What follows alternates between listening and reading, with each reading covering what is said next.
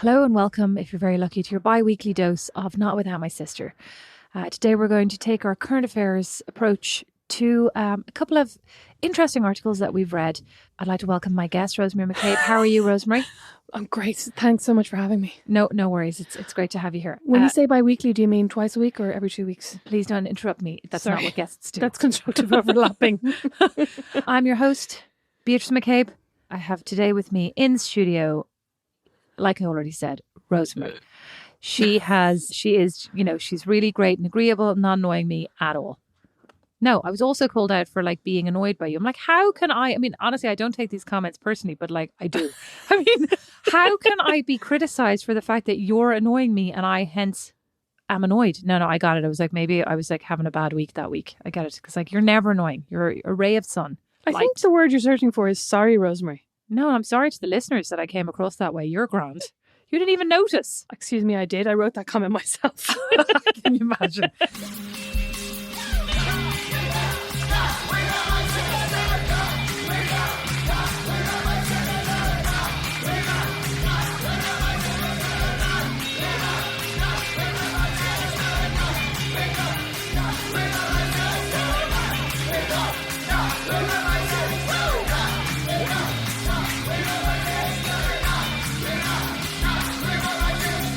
Okay, so, interestingly enough, we've been seeing some common themes in our reading. I believe I was reading Il Guardiano, The Guardian, and you were reading also Il Guardiano.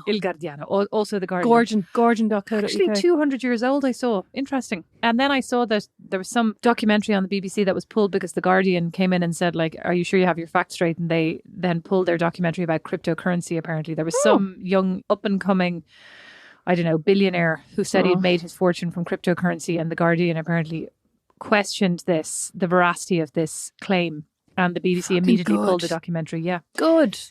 Anyway, so you were reading Dining Across the Divide, and what was I reading? I think I was reading the headline of something that I thought you were reading sounded The Cut, interesting. weren't you? You know what? It wasn't The Guardian. You're right. It was The Cut. Thanks for that, Rosemary. nymag.com, The Cut. And the headline, but I haven't read it yet because I didn't want to be overly researched. Correct. But I also didn't want to be biased, in my opinion. I wanted to come to it with a fresh mindset. It was, if you were in an interview and you decide that this company is not for you, is it ever appropriate to stand up and leave? And you and I today, discussing Dining Across the Divide, we're having a very similar conversation where you said, it seems to be that one of the diners has a great time and the other one is highly offended and uncomfortable and says afterwards, we had a terrible time and didn't get on at all. But never has left. And I actually read it yesterday. I read it as well. There was a woman and a man, and I don't know obviously what their names were, but she was a lesbian, a pro-abortion individual. Oh, and he was this young guy who was very anti-abortion and highly conservative. And was in some anti-abortion group, wasn't he? Yes. And he was also anti-trans. Any LGBTQ. Yes, yeah. I plus. Oh, didn't he compare it to bestiality at one point? And incest. Yes. Yeah. And she didn't leave. No, she didn't leave. And, I thought, and at the end, she was smiling. And, at the end, she said, I found it difficult. She said she went home, she talked to her girlfriend, and the girlfriend said, why didn't you leave? Or why didn't you, tell him to F off, basically? And she said, but he was smiling the whole time. Yeah. He was so nice. And I thought that was really interesting. It was very striking. You know what, though? I just want to just explain. When I brought up Dining Across the Divide, I was saying, isn't it interesting how two people can have a conversation and come away from it with totally different things? You're the one who actually made me think, where you were like, but isn't it interesting how the offensive one is always the one who's like, I had a great time, and isn't aware or doesn't care that they've been offensive. I think doesn't care because when these, in my opinion, these extremely strongly held views against things seem not to ever be able to be called into question. You know what I mean? I mean, I don't want to be that's a very sweeping statement, but seem very, so passionately held that there's kind of no room for doubt or questioning of could this be wrong? There's no, I think very often with these Dining Across the Divides, what I read them and I think, oh, will they, one of them, but there's no convincing each other. There is nobody comes out and says, that was interesting and maybe, that gave me a fresh perspective on, maybe I shouldn't be so liberal. No, people are very fixed in their mindsets, on both sides, I suppose. Yeah. Because I mean, Dining Across the Divide, it's not even always about politics. It's just about different viewpoints on various topics. Although, I mean, obviously politics comes into it often, but it's British as well. So it's not even No, it's not as divisive as American. Well, it probably is, but there's a lot of Brexit, pro-Brexit, anti-Brexit, etc. Yeah. But it also made me, and this is where I said to you earlier on, like, did you not ever have a date where you thought afterwards, you know what, I should have left at that point? Or, an experience where, you're so offended, but you stay there because it's a bit like My Perfect Murder, whatever it's called. My Favorite Murder. Yeah, My Favorite Murder, where it's like, the old trope of, the single woman in the dark walking down the alleyway, and you just go like, somebody goes to talk to you. And instead of just like, we're so trained to be polite. People. Yeah. Or like they're always, they have a whole slogan about fuck politeness, because the whole thing with Ted Bundy was he used to ask people, can you help me get this in the trunk of my car? Yeah, no, I know, but I'm saying it's true, because people, you have those moments where you're uncomfortable, where somebody stops you on the road. Like, you don't know this person, you don't owe them anything. I mean, of course, it's nice to be polite, but if there's any way in which you're putting yourself into any kind of danger, like, you're not obliged to do politeness. So. Yeah. Yeah. And I think it's interesting. We had a similar conversation with William, our 9-year-old, a couple of weeks ago, where I basically said to him, what would you do if somebody stopped in their car and asked you to help them? And he was like, well, I would help them. And I was like, no. Like, an adult never needs your help. An adult you don't know does not need you, a child, to help them. Sorry, a what? An adult, because he doesn't understand when I say adult. Of course he does. No, he doesn't. He goes, what's an adult? Or he goes, what's a mouse? Is his favourite thing to do. Dad, she said mouse. What's a mouse? Or Finn said one day, shree. When I said a tree. A shree. And the look of absolute disdain. And he knows full well what I'm saying. Shree. I'm going to fucking murder you. I'm going to bury you under a shree. Didn't say that. He's only 7. I have to say that I'm impressed by their tiny, malicious little brains. Such little creeps. After the first time that they said it, and I looked in rage, and Brandon literally went purple trying not to laugh and failing. And now they know. They're like, this is what we say. And she's annoying my God, us. they totally know. They entirely know. Sure, the 3-year-old, my own 3-year-old now annoying. Says, Mom, can I have your phone? And I go, no, you can't. I mean, and not for very long. I go, no, you can't. And he goes, I'd be your best friend. I'm like, you are my best friend. I'm not. But I mean, how does he know this at 3? Like, this is how I get what I want. Yeah, oh my God, do you remember Chance? I never love you again.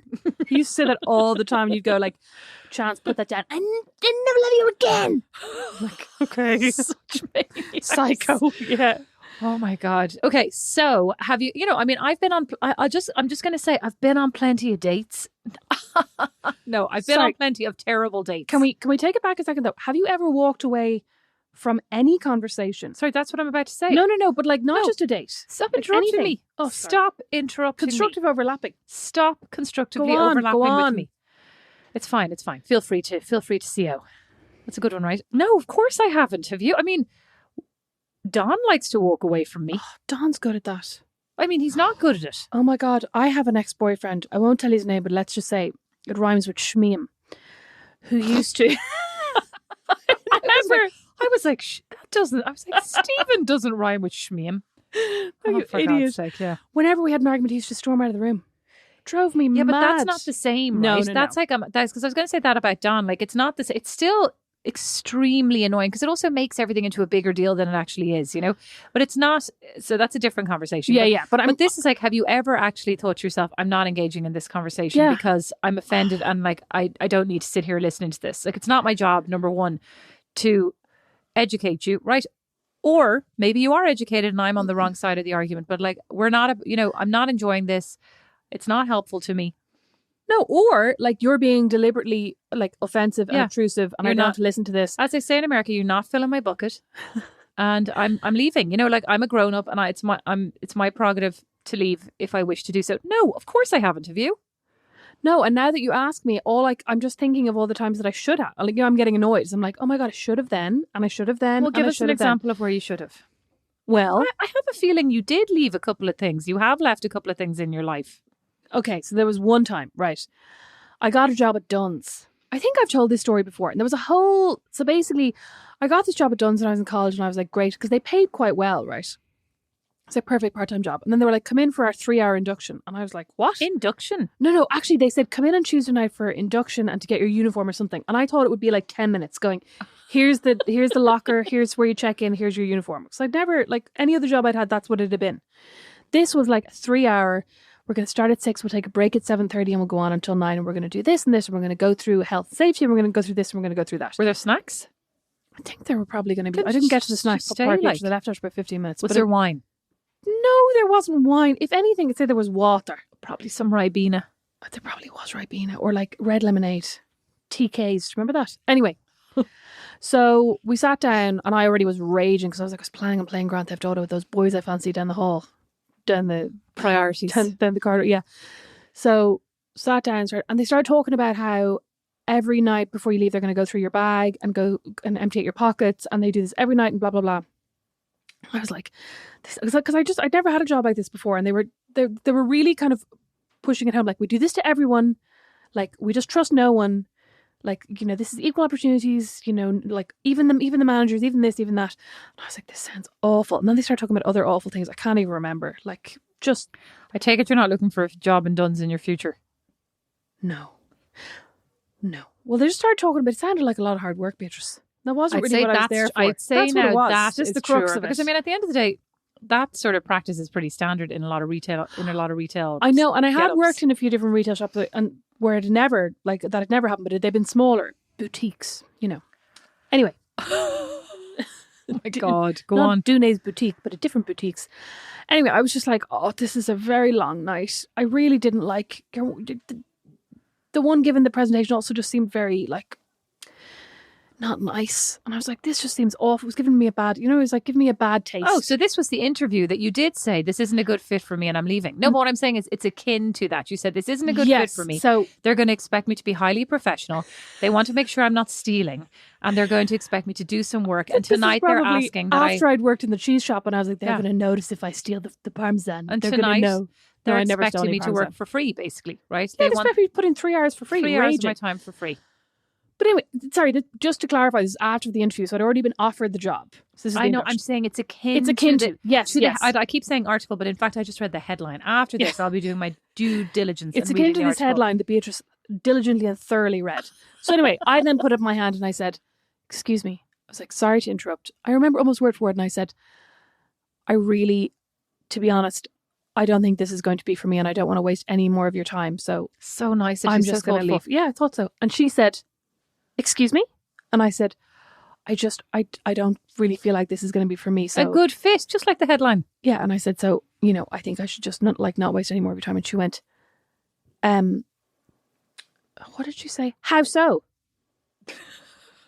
and I felt like going, well, because you're grilling me right now. Yeah, this attitude isn't great. Yeah, good one. But instead I was like, I just don't think it's for me. That's all I said. Just repeat, not for me. It's not for me. And then what did you do? You stood up and left? I left, yeah. Did you have your coat? Like, where was your coat? I think my coat was in the back of my chair. I like and they didn't search me. Okay. I like that took you can that red lemonade with me.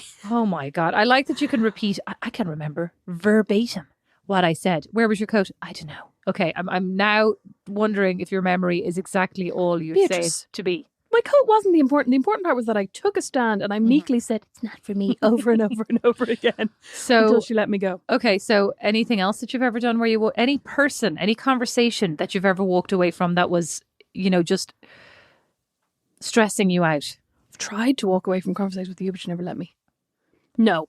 I can't actually, I don't think so. Like, there are definitely situations where in hindsight, I wish I had.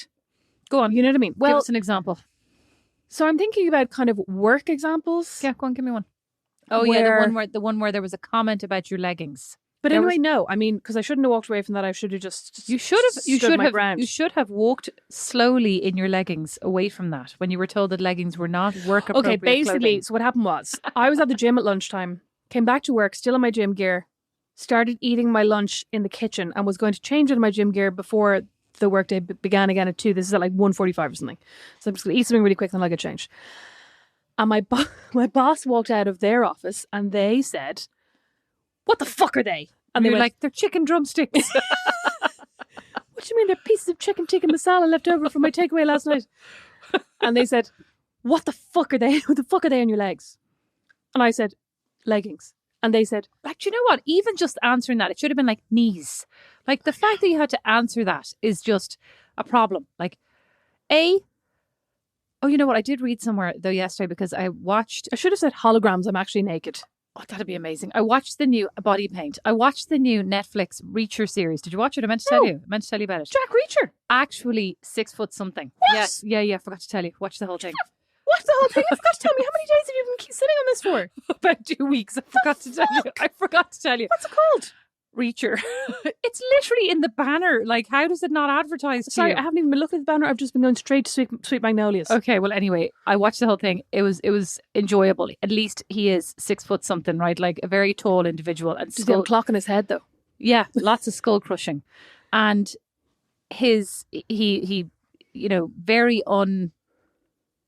what would you call it? Like, very out of character. He rocks into like a small town and, comes across a couple of crimes, meets a lovely lady, etc.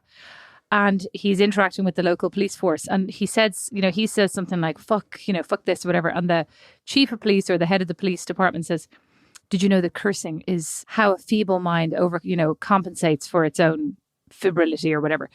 And I was like, is it? I was like, that's a good line. But anyway, then I said it to somebody else and they were like, no, actually, did you know that that science has found, or science studies have found, that the more intelligent you are, the more you curse? Or that maybe it's not quite that, maybe that's not quite the association, but that like people who curse tend to be highly intelligent. So I was fucking delighted with that. It's probably the first time you've said fuck in this entire podcast. That's only because mom and dad are listening. Usually I curse all the time. You're really making your I'm cool face. I'm cool, I swear. I'm a cool mom. Anyway, but shouldn't you just have to say, like, fuck off, right? I mean, isn't that what you wanted to say? Like, I mean, what? I can't believe I should have said fuck off. That's what I'm saying. I can't somebody believe says to you, what the fuck are you wearing? But you like, get to say fuck but off. sorry, also a boss saying what the fuck to you, like, is so undermining and inappropriate. This individual in a random industry that you wouldn't have heard of used to say fuck to us all the time. Oh. Like, I remember when I first started working there, you'd hear your voice, you'd obviously hear your voice. You'd hear your name shouted down the corridor, right? From their office. Rosemary!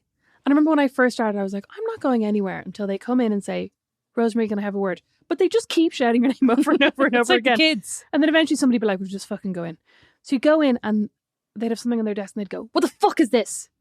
And you go, let me see that. Oh, that's an invoice from this person for this. And why the fuck are they sending it to me? You go, they're obviously confused and they meant to send it to such and such. Let me just take it for you. Like, this kind of shit the whole time. And you just be like, I don't know why you're screaming at me. You're being mad. But actually, anyway, great training for having kids. Good point. I mean, not that they curse, but they do just scream at the top of their lungs and have an amazing ability to just repeat your name. Oh yeah, mom. Yeah, no matter. And I honestly, and recently I've been doing this whole ignoring thing. Doesn't work. Doesn't work at all. Eventually, I'm just like, what? Yeah. Eventually, everyone else in the room is just like, go in. Yeah. So anyway, what the fuck are these? And I went, these are leggings. And they said, they're hardly office appropriate. And I said, everyone in the office wears leggings, which was true, very true. And then they said, no, they don't. And then another girl in the office walked out and said, we all wear leggings. And she happened to be wearing leggings. But the difference between her and I was that she was about 10 years younger and about 10 stone lighter. Not quite 10 stone, probably 5. I don't mean to be pedantic right now, but do you mean her and me? Bless. The difference between... Oh, fuck off. I'm leaving. I just don't want to have this conversation. It's too confrontational. Fucking getting out of here. Exactly. But anyway, yeah, it's ridiculous conversation. And I remember just being like, and then they kind of gave up and went, for fuck's sake, and stormed off into their office. But you were left there with the greasy chicken, the chicken drumstick in one hand, and my hand covering the giant hole in my crotch, my leggings with the other hand. No, that these leggings were perfectly in order. Oh my God, do you know what Brandon said to me yesterday? I said something love you. Like, it's nearly Valentine's Day and I can't wait to get you gifts. Okay, shh. I said something about putting on a wash and he said, are you going to put your, what did he say? You and your one pair of leggings. And I was like, excuse me, I have 5 identical pairs of black leggings. Do you think they're not identical? But I was like, do you think I've been wearing the same pair of black leggings every single day for 6 months? And he did. I think my favorite thing that you told me about Brandon this week was when you were sobbing silently sobbing at the television. It wasn't even that silent. It wasn't the television. I was reading a book. Oh, I was reading okay. The Push. Nobody told me what The Push was about. I was having a bad day and I was reading The Push. Loudly sobbing then. Yeah. Sobbing uncontrollably. And at the end, I mean, I also think you do a bit of like extra sobbing if nobody's paying attention to you. No, I do. Yeah. And also, I was in the living room. Not only was Brandon there, but the 2 kids were there. And he revealed to me that Finn, the 7-year-old, went up to him and went, "Why is Rosemary crying?" And he said, "I don't know, bud." And I was like, "And why didn't you ask me and see if I was okay?" Because I was afraid it was something I'd done. Be so afraid of you. Sorry, if you think you've done something bad enough to make me cry, what did he do? Well, yeah, what's he done? What has he done? What has he done, Beatrice? Daniel wants to know. I'm afraid I can't do my Northern accent anymore since somebody from Northern Ireland wrote in and said, like... Cultural appropriation. No, they were like... They made a comment that was somewhere along the lines of, like, incredibly bad. Well, that was rude. With a smiley face. Oh, no. I did it again. It's gone terrible. It's much better when the camera... Oh, no, the camera's not on. You sound a bit like Nadine from Girls Loud. She had a mad accent. Thanks. It's much better when the microphone's not on. I got to get into the swing of it. That was Rosemary.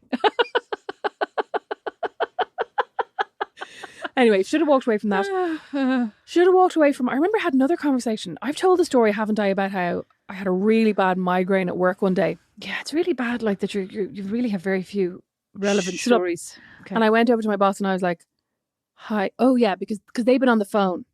And I've been waiting to go over and say, "I'm really not feeling well, I need to go home." I kept feeling like I was going to get sick. And my eyes were starting to get, you're just going to start getting really, really sore. And you're like, "Oh my God, I can't really see properly. I think I'm going to puke." And they were on the phone. And I waited about 25 minutes and then I was like, oh yeah. And then they got off the phone. And while they were on the phone, I had basically spoken to someone else and gone, "Look, I'm doing XYZ. This is going to be wrapped up in the morning. I'm going to come in early. I'm going to do this, but I need to go home. I'm feeling really unwell." And then I went over to my boss when they got off the phone and I said, "Hey, I have a really bad migraine. I'm going to need to go home. I've already sorted this out with this person. This is going to be done, blah, blah, blah." And they turned around to me and they said, "Excuse me? You're just telling me you're going home?" And I, like a brat, but also baffled, went, "What? Did you want me to ask your permission?"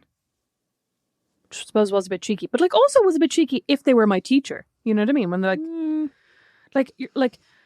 I don't know. I mean, it probably was a bit cheeky. It was more, it's less the content of the sentence. It's more your tone of voice sounds incredibly probably insubordinate. My tone was very insubordinate. But also if you're a manager, it was also an open plan office. If you're a manager and somebody comes up to you and goes, "I'm feeling incredibly unwell, I need to go home," you're not going to go, "You're just telling me you're going home." Who would do that? This individual. Anyway, and then the next day, this individual took me into the office to basically say, "Look, what happened yesterday, we just don't talk to each other like that in this office. Like, it's just not acceptable." And I felt like going, "No, we don't. You're correct." Because there was 2 of us in it. Do you know what I mean? Mm-hmm. They shouldn't have spoken to me the way they did, and I shouldn't have reacted to them the way you know what I mean? I was rude in response. Yeah. Not that I'm like, they did it first, but they did it first. Sounds like you guys were dickheading across the divide. Yeah. But in that moment, I almost felt like I should have gone, "Okay, noted," and just walked out. What did you say? Oh my God, this is terrible. I said... I assumed you did say that. No, I didn't. I said, "I'm really sorry. It won't happen again." And then, Beatrice, this is the worst part of it all. I don't think I've ever told anyone. I can't actually... Oh.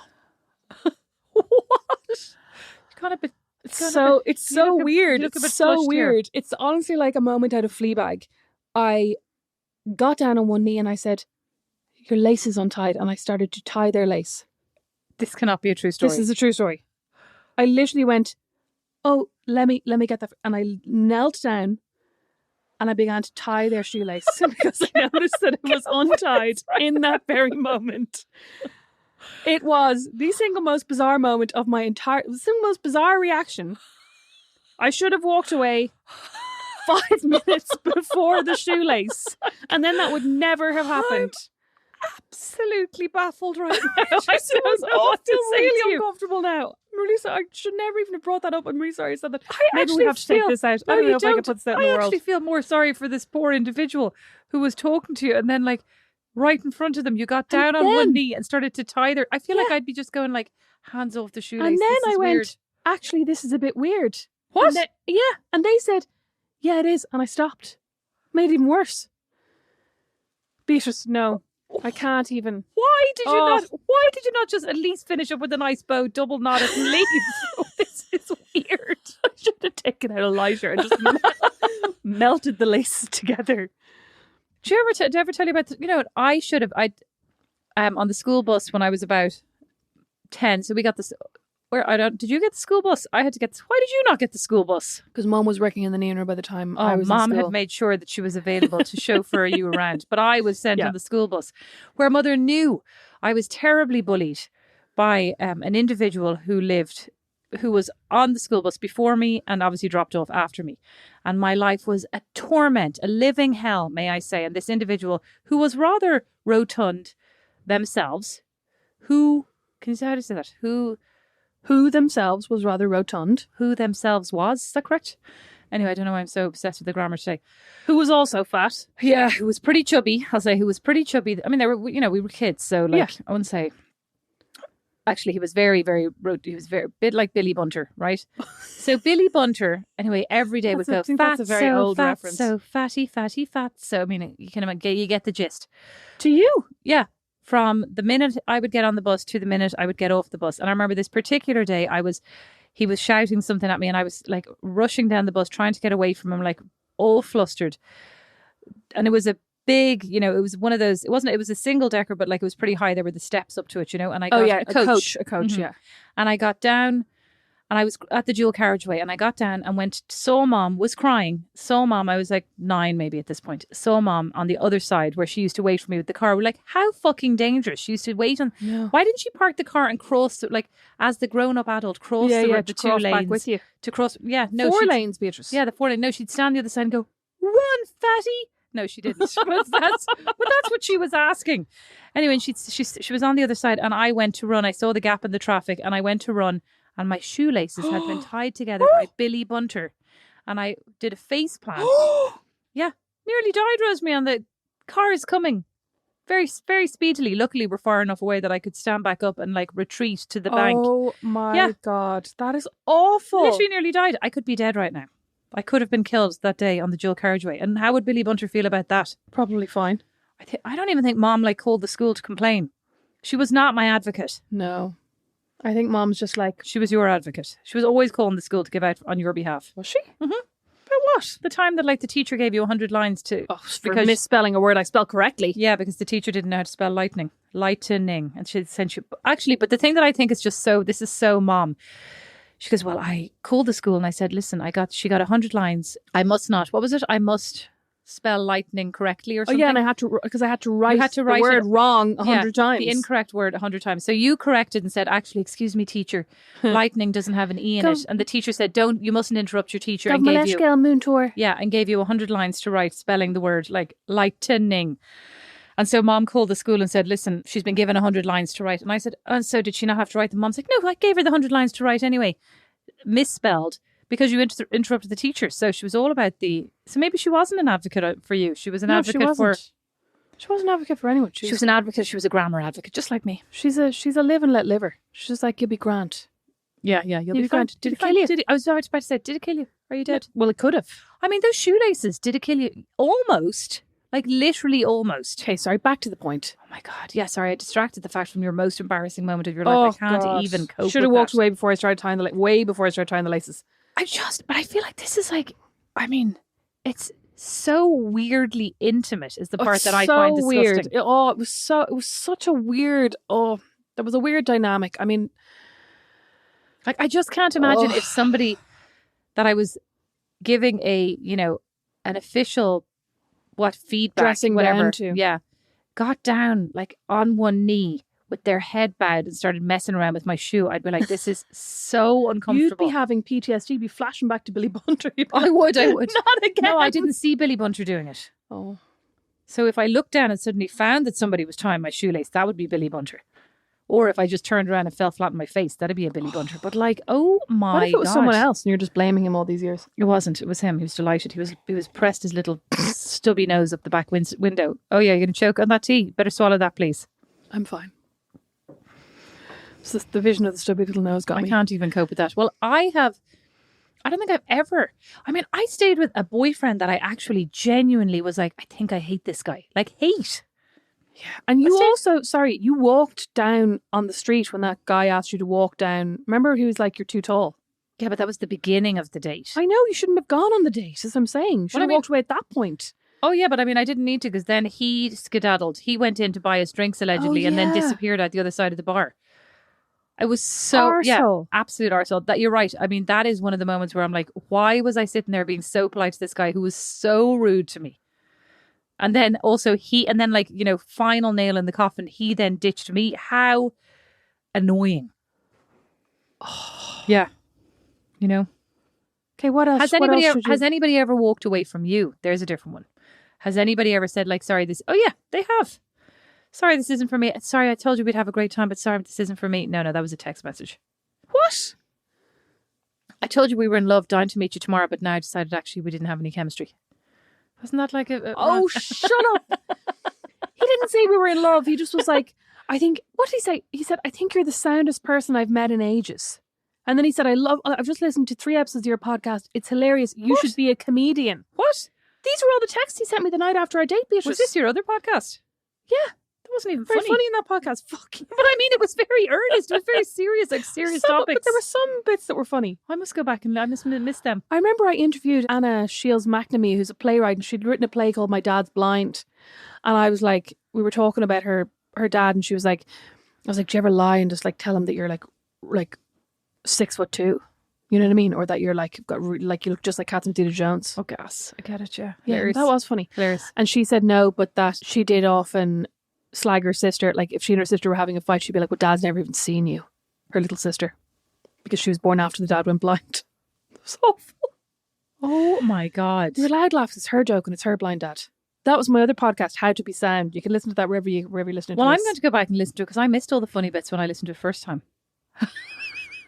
You just didn't listen to every episode. I did. Of course I did. I was one of your 100 listeners. I'm only joking. Oh God, you're really on form today, aren't you? I should walk away from this conversation. I know you should. That's what you were looking a bit panty. Like, only joking. Yeah, I am. Patting me arms. Don't go anywhere. Don't go anywhere. No. That was. Have you actually given it up? That was a very good podcast. Genuinely. I had decided late last year that I was going to revive it and do a mini series, which I kind of started and then just didn't get around to finishing. But I still think I will do that. So that was good. Well, basically, women, right? Well, it was going to be all about like journeys to motherhood and talking to like a few different women who had babies in different ways. Yeah. Not like one out the vagina, one out the, no. But I mean like IVF. God. And then talking about like somebody who'd had a baby on their own and a couple who'd adopted and blah, blah, blah. I think that would be interesting. I think it'd be interesting too, but it's on the list. It's on the list. It's hard to get work done when you're lazy. So has anybody ever surprised you by saying, just saying, you know what, this, like, forget it, I'm off? I mean, and not coming back, you know what I mean? That's the part. Not like mid-conversation or anything, I don't think so. Do you think it would be okay? Like, I mean, the problem is, you see, I think back to my headline, when I think about like, this place wouldn't be a good fit for me and I'm going to leave. Like, the thing is, when I have those feelings, when I get the job, I'm like, I'm going to take it. Like, I know. You know, I think now I would be much more likely to say that wasn't a good fit, but I just can't imagine standing up and leaving because I also would be like, I want to see this through in case something changes my mind. Like an interview is a very short period of time to be so sure. I mean, and maybe you are so sure, but like, I'd be wanting to kind of say, well, like, you know, let's finish up this interview and at least then I can go off and make my decision kind of thing. You know what? I do think interviews are very similar to dates in the sense that when I approach an interview, I'm like, I really, really want them to like me. And it doesn't matter who I'm on the date with, or it doesn't matter who the interview is with, but I'm like, I need them to want me. And then sometimes if I'm on a date and the person is like, you know, I had a great time, I'd love to see you again. Even if I'm like, we have nothing in common, I do not fancy that person, I'm like, yes, they like me, I'll totally go on a second date. You know what I mean? Yeah. And then you'll worry about whether you like them or not. Yeah, which I think is a very female thing, to be honest. Well, I think interviews are hard anyway, because like you're right, it is like dating, but even interviewing is hard because, you know, you have the person come in and they're telling you basically what you want to hear, right? Because even if they don't take the job, they want to have the offer. Yeah, so that they can use it to barter or whatever else they're doing. Or just even so they have the option to take it or not take it, right? But I mean, I've done a couple of things in the past, like we've, workshopping with candidates to kind of get a better, like, what are they like with the team? What are they like? hands-on? What are they like? And it's still so unpredictable, you know? When you interview people, do you go into an interview going, I hope this is the one? You know what I mean? Like, I really hope this is the person. I mean, Not yeah. really. Yeah. I mean, yeah, because like usually you really want to fill this position, but I mean, I wouldn't be going, oh, well, maybe it'll work out. Maybe they'll be grand. You know, it's more,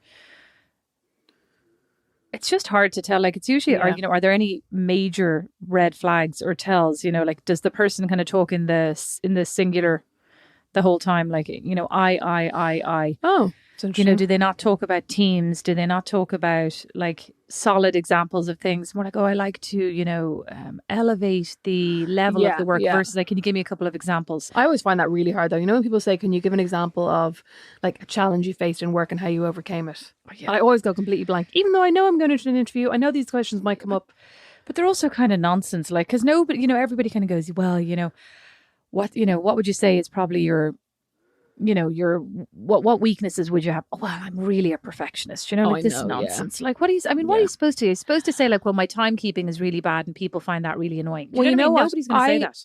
In my later, like in the last couple of interviews that I've had, I've started saying I'm not the best person at taking criticism.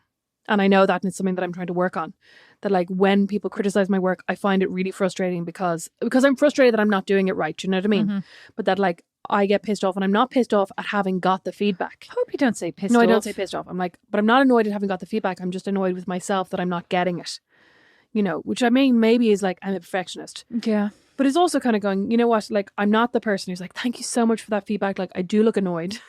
I do get annoyed. Like, remember at the Irish Times, I got taken aside and was like, you know, we've just noticed that like whenever you're giving feedback, you look really pissed off. And I was literally like, it's just my face. You're like, I am though. Yeah, but I'll get it. But I'll also get over it. Yeah. But like, I am pissed off. But I'm not pissed off that you've told me this. I'm pissed off that I'm not getting it. Do you know what I mean? I'm pissed off that I did it wrong. I think the thing that people forget though, like you're looking pissed off, is that it's actually really hard to give feedback. Like in a way, you know what I mean? People are reluctant to give feedback for exactly that reason. So then if you, on top of all of it, you then look pissed off, it makes that person reluctant to give you feedback and then resentful of you too. Yeah. Because they're like, well, this one doesn't want to hear what I have to say. I'd be delighted if nobody ever gave me feedback ever again.